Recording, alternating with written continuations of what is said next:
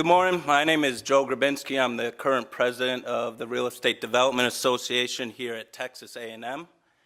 It is my honor to introduce Bill Peel, who has just been appointed as the Executive Director of Innovation and Strategic Planning in the Mays Business School. He graduated from our college with his Bachelor of Environmental Design in 1974 and Master's in Architecture in 1975. His exemplary career achievements led to his recognition as an outstanding alumni of the College of Architecture in 2015. He continues to serve on the Dean's Development Advisory Council and has been one of the lead partners in our AGGIE Leadership Development Initiative. Creativity and leadership is this man's hallmark. On a personal note, I met Bill last semester when he gave a presentation on leadership in one of our classes. Since then, Bill has taken the time to meet and speak with me regarding various matters. It is my pleasure to now call Bill a friend. Please give a warm welcome to Bill Peel, Fighting Aggie Class of 1974.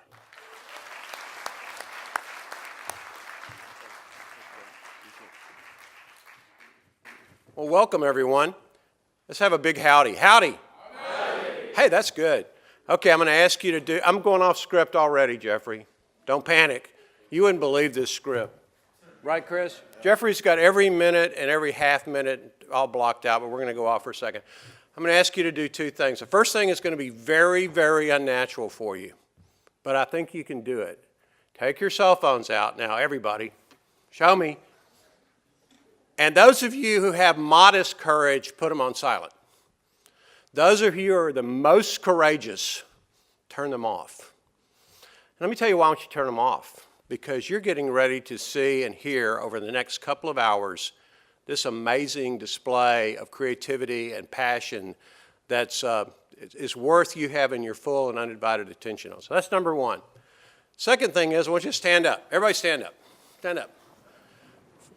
We're going to take 1 minute, find someone in this room that you don't know, walk up to them, introduce yourself, and tell them why you're here today. And if your reason is because your professor made you, that's okay. But find somebody, quickly, 1 minute, find somebody, introduce yourself. I'm Bill.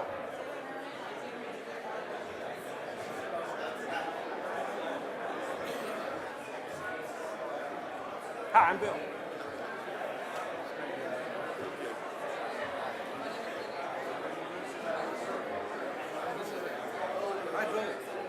We didn't even have a chance to talk. Yes. And I hope we can have a time before I'm leaving only at 12 o'clock on Monday. Even if it's just on Sunday,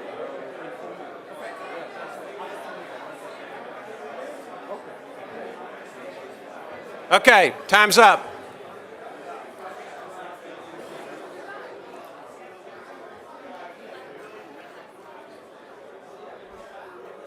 What a raucous group.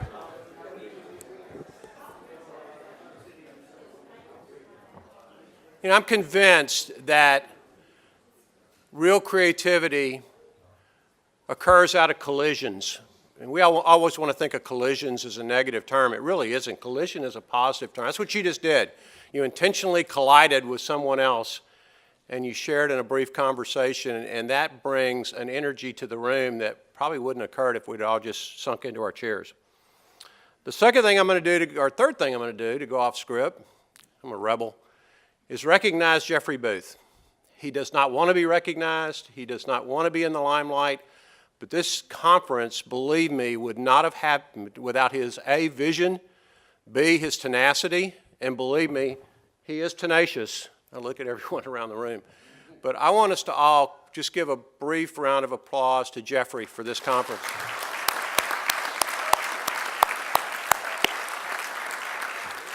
So now, we will officially call the third annual Aggie Leadership and Community Development Conference to order. I've received an interesting Facebook response this morning because I posted that I was going to be here. And a friend and colleague who was in Houston said, "Oh my gosh, I didn't know anything like this existed. I wish I was there." So I think there's some lessons Jeffrey learned for next year that we can make a really big social media push. And now all of you help us be viral, right? Because you can all help post. And let's fill the biggest auditorium we've got on campus with this conference next year because it's well worth it.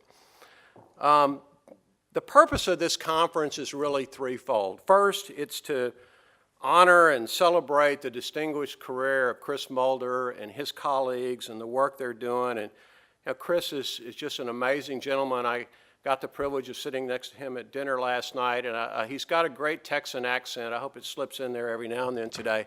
And fabulous anecdotes about arriving in Aggie Land and what it was like. It's just fabulous. So you're going to really enjoy that and be treated to that. Second, we're welcoming current and former students from all the programs related to development and planning back on campus and to be a part of this celebration and this conference and share their energy and their insight. And then finally, we're highlighting the critical characteristics that are necessary to have success in community development and those leadership skills. And I want to acknowledge Jim Thompson, who's one of our three amigos, along with Harold Adams and myself, who are working on a C8 leadership model that I think if you haven't been exposed to it or seen it, grab one of us and grab Jim and we'll get you exposed to it. But I think we're pioneering some very exciting concepts about those characteristics it takes to be a leader, particularly a leader in the three environments that we touch, the built, the virtual, and the natural environment. And I thought about it this morning as I got up. An interesting observation is that everyone in the world today, stop and hold this thought for a second, everyone in the world today will touch an environment that we shape. It's either a home, building we're in, the landscape we walk through. If those of you who say, no, I live in the virtual world, well, let me tell you, we got the virtual world covered too with our visualization team. It's doing amazing work. So unlike any other college in this university, the College of Architecture touches all of the environments that people live in every day of their lives. And that's a very strong and big responsibility for all of us. It's now my privilege to introduce our dean. Jorge Venegas has not only been a good colleague and a person that I've gone to for wisdom and insight over the years, but he's become a great friend. He began as interim dean of our college in 2008, and the Board of Regents wisely named him dean of the college in 2009, and he's held that position ever since. He's both an architect, an engineer, but more importantly, he's a visionary. He really understands creativity and planning and design. He has a passion for Texas A&M and a passion for students and a passion for education. And he links that other, there's three pieces to this learning triangle. We've got the students, we've got the faculty, and then we've got the former students. And Jorge gets it. He understands how to bring all three of those factions together to reach the highest success. I count it a privilege to have served with him at his discretion on the CADAC, our Development Advisory Council, for a number of years. But more importantly, I count him as a friend and an inspiration. So join me in welcoming Dean Jorge Venegas.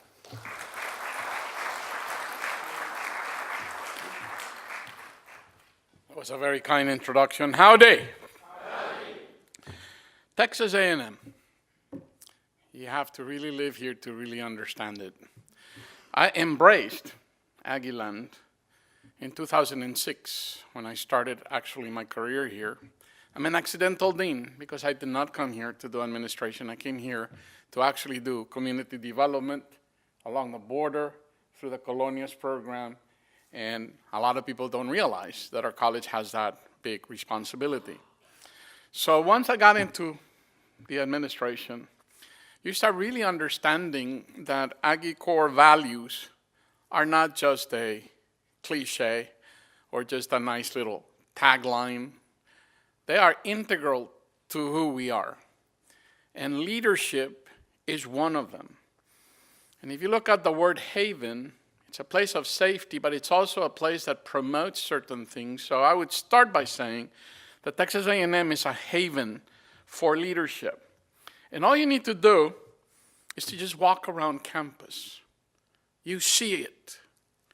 You hear it. You live it. You can almost taste and smell it. Everything that we do on this campus exudes leadership. And it touches all of us in different ways. We're under imperatives of transformation. We are transforming individuals, whether we get them fresh out of high school or fresh out of an undergraduate degree or fresh out of a master's degree. So bachelor's, master's, PhD, and even postdocs, lifelong learners. And that's what we do. We transform them to what we do. So there is leadership in the classroom, not so much in teaching, but in creating the best learning environments. And community development offers that, very specific for those interested. But it's not only that. There's also thought leadership.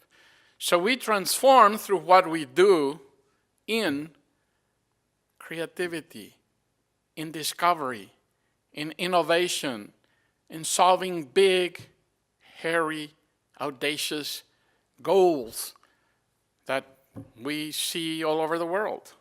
So there is a place that makes those three environments the best that they can be.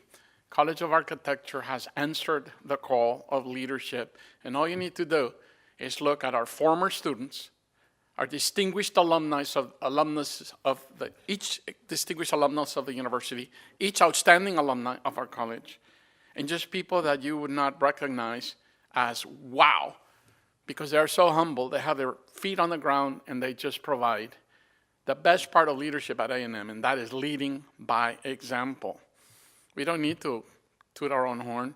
We let our actions, the outcomes of our actions, and the transformation that we bring to this world, whether it's through learning, whether it's through research, creative work, and scholarship, but it's also about service, and that's where another one comes, selfless service.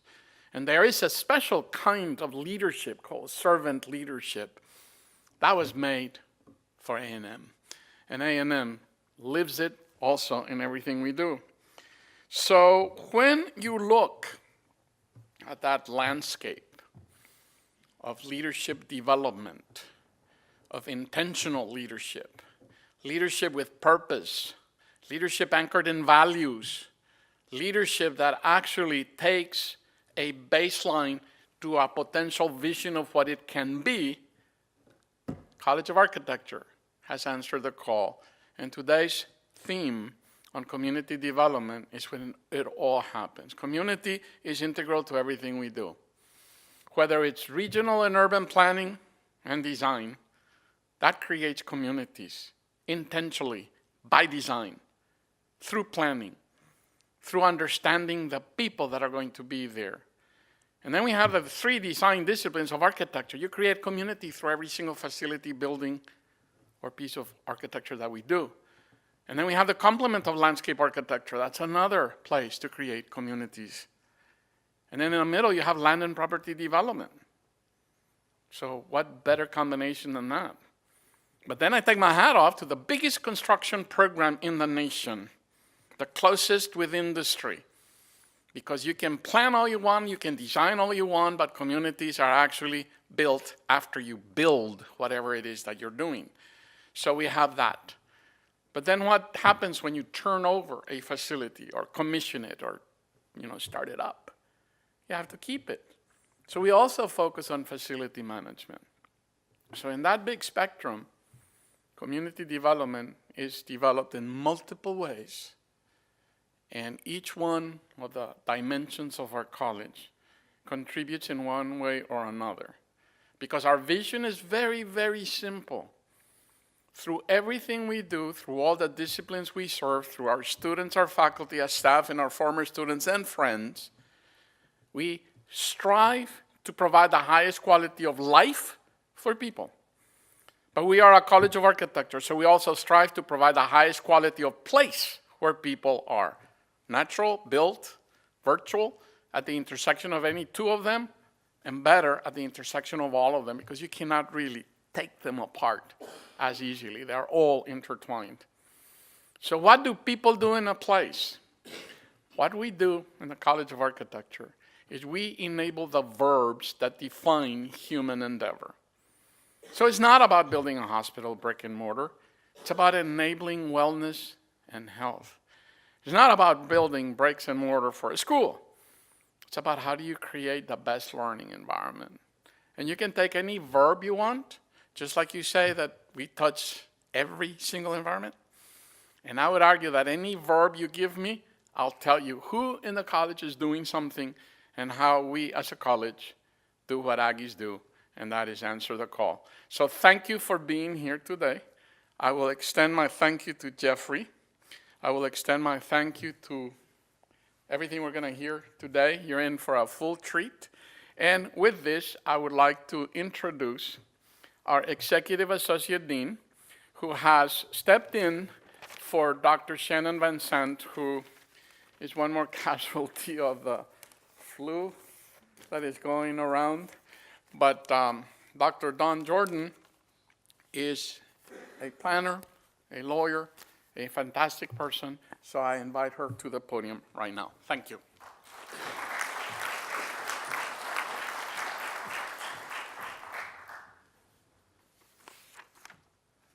Good morning. On behalf of Dr. Shannon Van Zandt and the faculty in the Department of Landscape Architecture and Urban Planning, I'd like to again welcome you to the 3rd Annual Conference on Leadership and Community Development.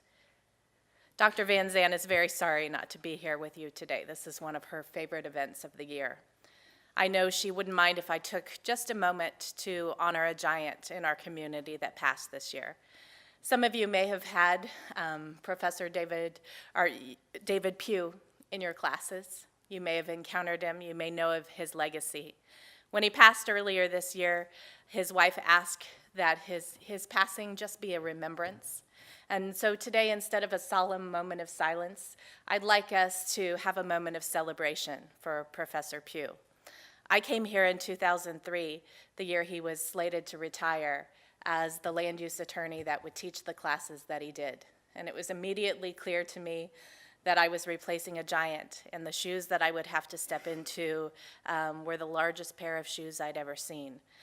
David was a quiet force of nature in Texas, silently often working behind the lines to make sure that planning and community development happened. He was responsible for the Texas Target Communities program and the impact and legacy that it's had on the state. It's a legacy that we enjoy honoring every day in our college. Jorge talked about the college's dedication to service, and every time we do a service project, I think of Professor Pugh and the contribution he made. So if you'll join me in a moment of celebration.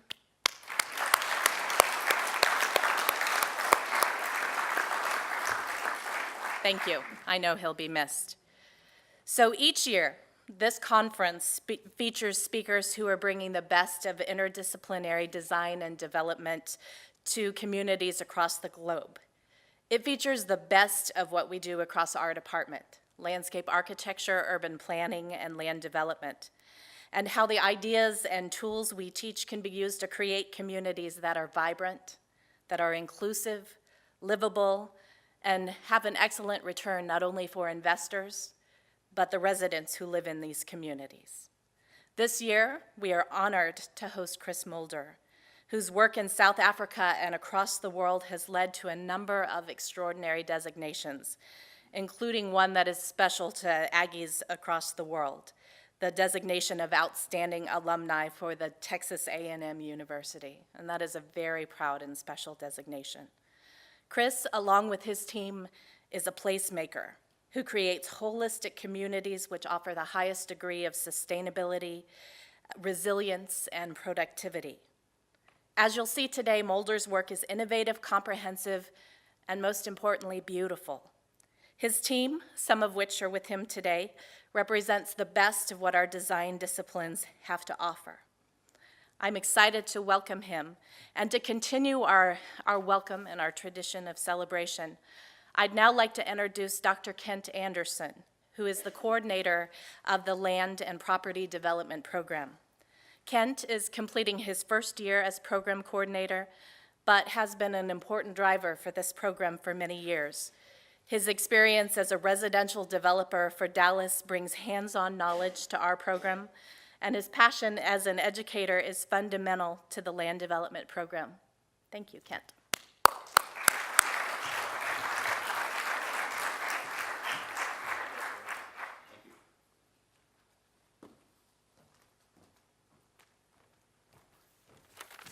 Howdy. I'll welcome you to the conference like everybody else has. We're really proud that you're here. Dr. Pugh was also on my dissertation committee, and he was truly a giant and will be missed. Okay, so Jeffrey's asked me to say a few words about the MLPD program, and most of you, I think, already know all about it, so I'll be very brief.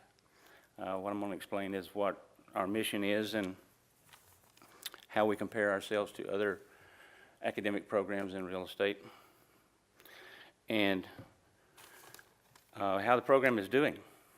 So we're an entrepreneurship-based program. We teach students how to understand a site, how to acquire property, how to do the due diligence on determining whether or not they should purchase the property, how to engineer it, entitle it, build it, manage it, and dispose of it. So we're soup to nuts in the development industry. We're in competition with the business schools primarily across the country that are real estate programs, but their focus is a little different than ours in that they're finance-based and they're preparing students to be appraisers and lenders and underwriters and mortgage brokers and bankers and appraisers, that sort of thing. We're teaching our students to be entrepreneurs and how to create an asset. So our financial analysis, our complete analysis, is from the very beginning day that you put a piece of property under contract until you actually dispose of it. So the business schools and other real estate programs typically do their financial analysis from the start of a building site, and they go vertical with the building. And so their analysis is of a holding period on primarily income-producing properties. How we're different in our niche and our comparative advantage is that we also do the land development side of it. So we go through the subdivision process and all that entails. That is not a minor accomplishment. It's a daunting task to be able to prepare students to do this. But the good news is we're doing pretty well at it. The program has never been as strong as it is today. Our enrollments are up drastically over previous years.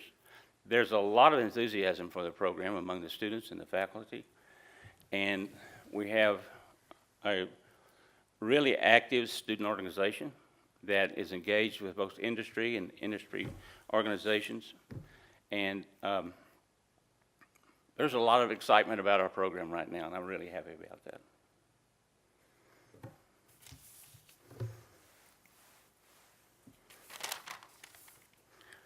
One consequence, however, of our focus on preparing the students on how to create these assets is that we too often forget why we're doing it. We are so intent on preparing our students in the conventional way of doing things that we fail to embrace the changes that society is requiring. Having been in the shelter business myself for 40 years, I guess, both as a builder and a developer, I've seen us move away from providing housing for the lower income portion of our society. It's virtually impossible now to entitle a piece of property and build homes that people with modest salaries can afford. And that's a problem we're going to have to address. So today, we have the great opportunity to learn alternative ways of addressing both societal issues and development challenges. Where the focus on designing is for things like food security, rural development, job training, and job security, as well as financial performance. It is not enough for us to learn how to do well. We must also learn how to do good. So from all of us at the MLPD program, from everybody in this auditorium, we welcome Dr. Mulder and his team. We appreciate the fact that you're here, and we look forward to learning from you today. Thank you.